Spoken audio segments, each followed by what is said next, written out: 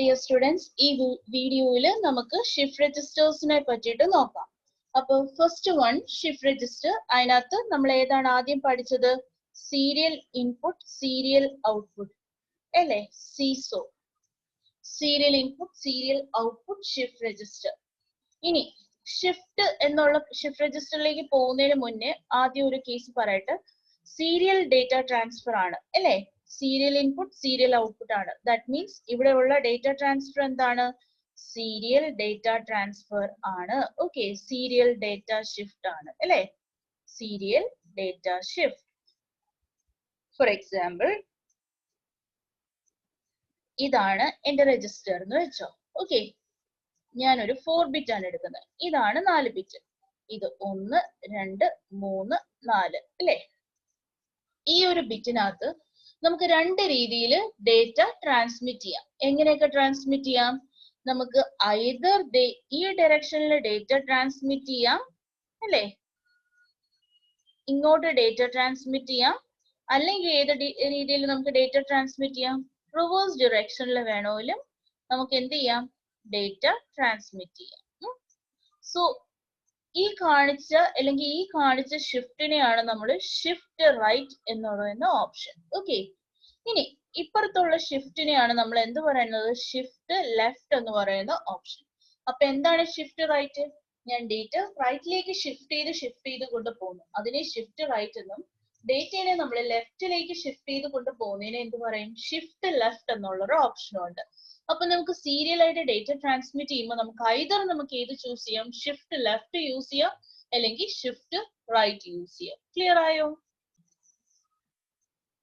ഇനി നമുക്ക് ഞാൻ ഈ പറഞ്ഞതെല്ലാം 4 ബിറ്റ് ഷിഫ്റ്റ് രജിസ്റ്റർ ആണ്. ഈ പറഞ്ഞതൊക്കെ ഏതിന്റെ കൺസെപ്റ്റ് ആണ്? 4 ബിറ്റ് ഷിഫ്റ്റ് രജിസ്റ്റർ ആണ്.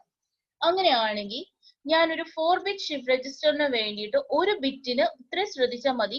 1 ബിറ്റിന് എത്ര ഫ്ലിപ്പ് ഫ്ലോപ്പ് ആണ്? ഒറ്റ ഫ്ലിപ്പ് ഫ്ലോപ്പ്. അങ്ങനെയാണെങ്കിൽ 4 ബിറ്റിന് എത്ര ഫ്ലിപ്പ് ഫ്ലോപ്പ് വേണം? 4 ഫ്ലിപ്പ് ഫ്ലോപ്പ്. ശരിയാണല്ലോ? 4 ബിറ്റിന് നമുക്ക് എത്ര ഫ്ലിപ്പ് ഫ്ലോപ്പ് വേണം? 4 ഫ്ലിപ്പ് ഫ്ലോപ്പ് വേണം. ക്ലിയർ ആണല്ലോ? ഇനി നമുക്ക് അങ്ങനെയാണെങ്കിൽ ഒരു 4 bit serial input, serial output shift register ഒന്ന് ഇംപ്ലിമെന്റ് ചെയ്താലോ? ജസ്റ്റ് വരയ്ക്കാൻ മാത്രമേ ഉള്ളൂ, ഡിസൈനും കാര്യങ്ങളും ഒന്നുമില്ല. ഓക്കെ, അപ്പൊ നമ്മൾ എന്ത് ചെയ്തു? ഞാൻ ആദ്യം 4 ഫ്ലിപ്പ് ഫ്ലോപ്പ് വരയ്ക്കാം. ശ്രദ്ധിച്ചാണ് നിങ്ങൾ നോട്ടിൽ വരച്ച് തന്നെ പോണം കൂടെ കേട്ടോ. നമ്മള് ക്ലാസ്സിൽ എങ്ങനെയാണോ പഠിക്കുന്നത് അതേപോലെ തന്നെയാണ് ഞാൻ നിങ്ങളെ പഠിപ്പിക്കാൻ ശ്രമിക്കുന്നത്. സോ പാരലൽ ആയിട്ട് വരച്ചു പോകണം. 4 ഫ്ലിപ്പ് ഫ്ലോപ്പ്.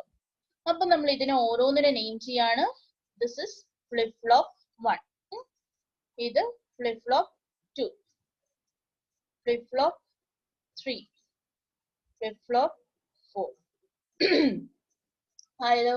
4 ഫ്ലിപ്പ് ഫ്ലോപ്പ് ആയല്ലോ? ഇനി നമുക്കറിയാം സാധാരണഗതിയിൽ ഫ്ലിപ്പ് ഫ്ലോപ്പിന് എന്ത് കൊടുക്കും? ക്ലോക്ക് കൊടുക്കില്ലേ? സോ ഞാൻ എന്ത് കൊടുത്തു? ഇവിടെ ഒരു നെഗറ്റീവ് എഡ്ജ് ട്രിഗേർഡ് ക്ലോക്ക് കൊടുത്തു. ഓക്കെ, ഞാൻ പറഞ്ഞു സാധാരണ നമ്മൾ ഏറ്റവും കൂടുതൽ നെഗറ്റീവ് എഡ്ജ് ട്രിഗേർഡ് ക്ലോക്ക് ആണ് കൊടുക്കുന്നതെന്ന് ഞാൻ പറഞ്ഞിരുന്നു ഇതിനു മുന്നത്തെ വീഡിയോയില്. സോ ഈ ക്ലോക്ക് ഞാൻ എല്ലായിടത്തും കൊടുക്കുവാണെങ്കിൽ കോമൺ ക്ലോക്ക് ആണ് കേട്ടോ. വരച്ചപ്പോ സ്ട്രെയിറ്റ് ആക്കണേ, ഞാൻ വരച്ചപ്പോ വളഞ്ഞു പോയതാണ്. നിങ്ങൾ വരയ്ക്കുമ്പോൾ സ്ട്രെയിറ്റ് ആക്കി വരയ്ക്കുക. സോ എല്ലാത്തിലും ഞാൻ എന്ത് ചെയ്തു? ഒരു ക്ലോക്ക് കൊടുത്തു, അതെല്ലാത്തിലും കോമൺ ആയിട്ട് കൊടുത്തു. ഓക്കെ, സോ ക്ലോക്ക് ആയല്ലോ. ഇനി നമുക്ക് എന്താണ്? ഏത് ഫ്ലിപ്പ് ഫ്ലോപ്പ് ചൂസ് ചെയ്യാം എന്നുള്ളതാണ്. നമുക്ക് ഏത് ഫ്ലിപ്പ് ഫ്ലോപ്പ് വേണേലും ചൂസ് ചെയ്യാം. നമുക്ക് SRM എടുക്കാം, JK എടുക്കാം, TU എടുക്കാം, DU എടുക്കാം. ബട്ട് ഇതിൽ ഏറ്റവും സിംപ്ലസ്റ്റ് ആയിട്ട് നമുക്ക് ഇംപ്ലിമെന്റ് ചെയ്യാൻ പറ്റുന്നത് D ഫ്ലിപ്പ് ഫ്ലോപ്പ് വെച്ചിട്ടാണ്. എന്തുകൊണ്ടാന്ന് ചോദിച്ചു കഴിഞ്ഞാൽ D എന്ന് പറഞ്ഞ ഡിലേ ആണ്. ഓക്കെ, അപ്പൊ ഡിലേ ഫ്ലിപ്പ് ഫ്ലോപ്പ് വെച്ചിട്ട് ഇതിനെ നമുക്ക് കുറച്ചും കൂടി ഈസി ആയിട്ട് ഇംപ്ലിമെന്റ് ചെയ്യാൻ പറ്റും. അപ്പൊ ഞാൻ എന്ത് ചെയ്തു? D ഫ്ലിപ്പ് ഫ്ലോപ്പ് എടുത്തു. അപ്പൊ നമുക്കറിയാം ഞാൻ ഇവിടെ ലേബൽ ചെയ്യണം. ഇത് D, അതിന്റെ Q ആണ്. ഓക്കെ, എനിക്ക് Q ബാർ കൺസേൺ അല്ലാത്തത് കാരണം ഞാൻ Q ബാർ മാർക്ക് ചെയ്തില്ല. നിങ്ങൾക്ക് വേണമെങ്കിൽ അത് മാർക്ക് ചെയ്യാം. അപ്പൊ D Q again D Q D Q. ഇനി എന്തുകൊണ്ട് ഞാൻ D ഈ സൈഡിൽ മാർക്ക് ചെയ്തു? കാരണം ഇവിടുന്നാണ് ഞാൻ സ്റ്റാർട്ട് ചെയ്യുന്നത് അല്ലേ? കാരണം ഇവിടുന്ന് ഞാൻ എന്ത് ചെയ്യാണ്? ഡേറ്റ ഇൻപുട്ട് കൊടുക്കുകയാണ്. ഫോർ എക്സാമ്പിൾ ഇവിടെയാണ് ഞാൻ എന്ത് ചെയ്യുന്നത്? ഡേറ്റ ഇൻപുട്ട് കൊടുക്കുന്നത്. Okay, data input. ഓക്കെ, ഇവിടെയാണ് നമ്മൾ ഡേറ്റ ഇൻപുട്ട് കൊടുക്കുന്നത്. അപ്പൊ നമുക്ക് എന്ത് ചെയ്യാം, ഈ രീതിയിലാണ് മൂവ് നടക്കുന്നത്. ഈ രീതിയിൽ മൂവ് നടക്കുന്നത് കാരണം ഞാൻ ആദ്യം ഡി കൊടുത്തു, പിന്നെ ഞാൻ എന്ത് ചെയ്തു, ക്യൂ ഔട്ട്പുട്ട് ആയിട്ട് കൊടുത്തു. ഇനി സപ്പോസ് ഈ ഡയറക്ഷനിലാണ് ഡേറ്റ ഇൻപുട്ട് ആയിരുന്നെങ്കിൽ ഞാൻ പഴയതുപോലെ ഇതിനകത്ത് നമ്മൾ എങ്ങനെ എഴുതും, ഫ്ലിപ്പ് ഫ്ലോപ്പിന്റെ ഡി ക്യൂ ആ പാറ്റേണിൽ അങ്ങ് പോയേനെ. ഓക്കെ, ക്ലിയർ ആയല്ലോ എന്തുകൊണ്ട് നമ്മൾ ഈ രീതിയിൽ ചൂസ് ചെയ്തു എന്നുള്ളത് ക്ലിയർ ആയല്ലോ. ഇനി 4 ഫ്ലിപ്പ് ഫ്ലോപ്പ് ഉണ്ട്, എനിക്ക് ഈ 4 സെപ്പറേറ്റ് ആയിട്ട് അറിയണമല്ലോ. അപ്പൊ ഞാൻ എന്ത് ചെയ്തു, ഞാൻ ഇതിന് നമ്പർ കൊടുക്കുകയാണ്. ഇതിന് D0 Q0, okay, D1 Q1, D2 Q2, D3 Q3, okay, number കൊടുത്തു. ഇനി എന്ത് വേണം, ഞാൻ ഇവിടെ ഡേറ്റ ഇൻപുട്ട് കൊടുത്തു. ഈ ഡേറ്റ ഇൻപുട്ട് എന്ത് ചെയ്യാണ്, നെക്സ്റ്റിലേക്ക് പ്രൊപ്പഗേറ്റ് ചെയ്യണമല്ലോ. സോ ഡിലേ ഫ്ലിപ്പ് ഫ്ലോപ്പിന് ഇവിടെ ഒരു ഇൻപുട്ട് കൊടുത്തു കഴിഞ്ഞാൽ അടുത്ത ക്ലോക്കിൽ എന്ത് സംഭവിക്കും, Q0 ഔട്ട്പുട്ട് വരും. അത് D1 കണക്ട് ചെയ്ത് വെച്ചു. ഇനി അത് അടുത്ത ക്ലോക്ക്, ഇവിടെ ക്ലോക്ക് വരുമ്പോഴത്തേക്ക് D1 ഔട്ട്പുട്ട് വരും. അത് D2 കണക്ട് ചെയ്ത് വെച്ചു. എന്നിട്ട് അടുത്ത ക്ലോക്കിൽ അത് എന്ത് ചെയ്തു, Q2 വരും. അത് Q3 കണക്ട് ചെയ്ത് വെച്ചു. നെക്സ്റ്റ് അവിടെ ക്ലോക്ക് വരുമ്പോ എന്ത് വരും, ഔട്ട്പുട്ടിൽ വരും. This is data output.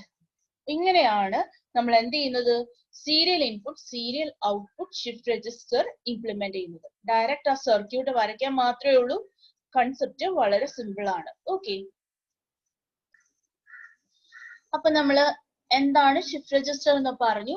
ഇനി എങ്ങനെയാണ് ശരിക്കും ഇതിനകത്ത് ആ ട്രൂത്ത് ടേബിൾ എങ്ങനെ ഓരോ ക്ലോക്ക് പൾസിൽ എന്താണ് സംഭവിക്കുന്നതെന്ന് നമുക്ക് നോക്കാം.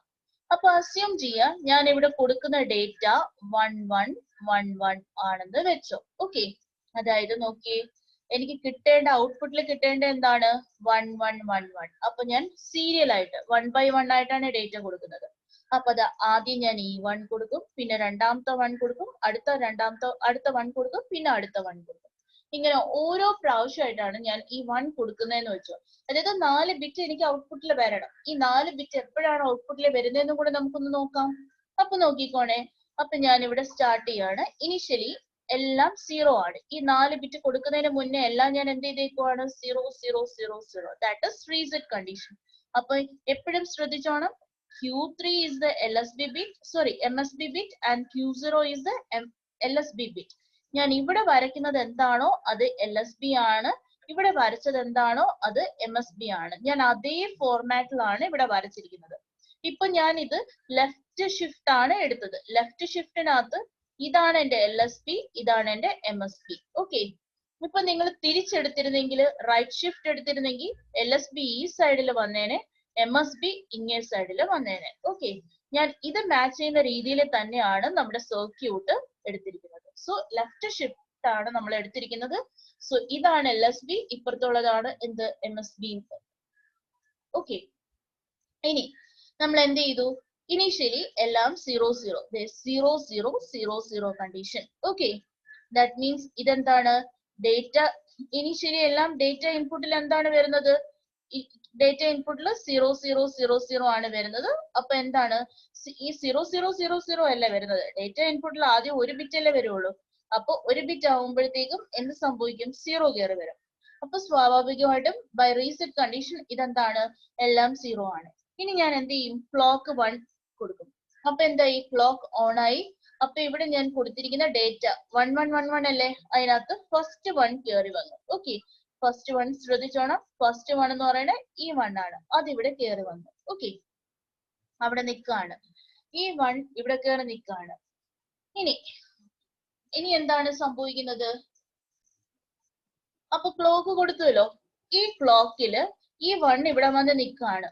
അപ്പൊ എന്താണ് സംഭവിക്കുന്നത്, ഔട്ട്പുട്ടിൽ കയറി വരും ആ ക്ലോക്കില് ഇല്ല, ആ ക്ലോക്ക് കഴിയുമ്പോഴത്തേക്കാണ് ഔട്ട്പുട്ടിൽ വരുന്നത്. ആ ക്ലോക്ക് കഴിയും, ആ ക്ലോക്ക് ഫിനിഷ് അല്ലെങ്കിൽ ആ ക്ലോക്കിൽ ഇൻപുട്ട് വന്ന് നിൽക്കുന്നതേ ഉള്ളൂ.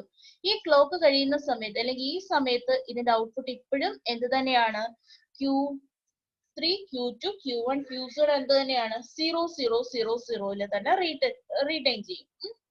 ഇനി എന്ത് ചെയ്തു, അടുത്ത ക്ലോക്ക് കൊടുത്തു. അടുത്ത ക്ലോക്ക് വരുന്ന പറയുമ്പോ സെക്കൻഡ് ക്ലോക്ക് ആണല്ലോ, ആ രണ്ടാമത്തെ ക്ലോക്ക് ഞാൻ ഇവിടെ കാണിച്ചു. ഓക്കെ, അപ്പൊ രണ്ടാമത്തെ ക്ലോക്ക് ഇതാണ്, സെക്കൻഡ് ക്ലോക്ക് കൊടുത്തു. സെക്കൻഡ് ക്ലോക്ക് കൊടുക്കുമ്പോ എന്ത് സംഭവിക്കും, ഇവിടെ കൊടുത്തത് എവിടെ വരും, ഈ 1 ഇവിടെ വരും. ഓക്കെ, ശ്രദ്ധിച്ചോണം, നേരത്തെ ഇവിടെ കൊടുത്ത 1 ഇവിടെ വരും. അപ്പൊ ഈ 1 ഇതിന്റെ ഇൻപുട്ടിലേക്ക് കയറുമല്ലോ ഇല്ലേ.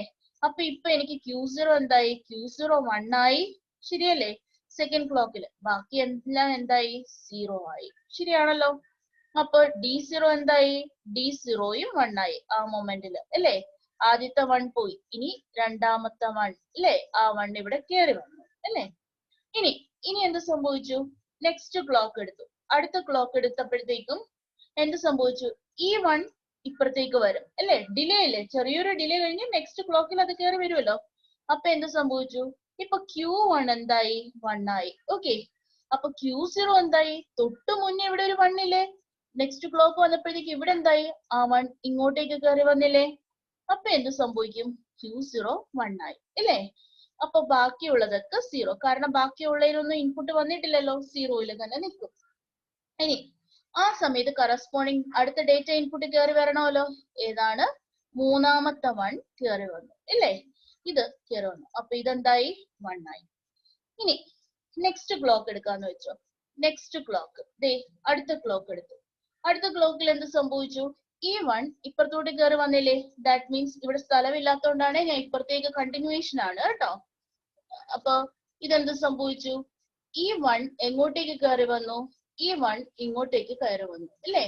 അപ്പൊ ഈ ക്ലോക്ക് 1 ആയിരിക്കുന്ന കണ്ടീഷനിൽ Q2 എന്തായി? 1 ആയി.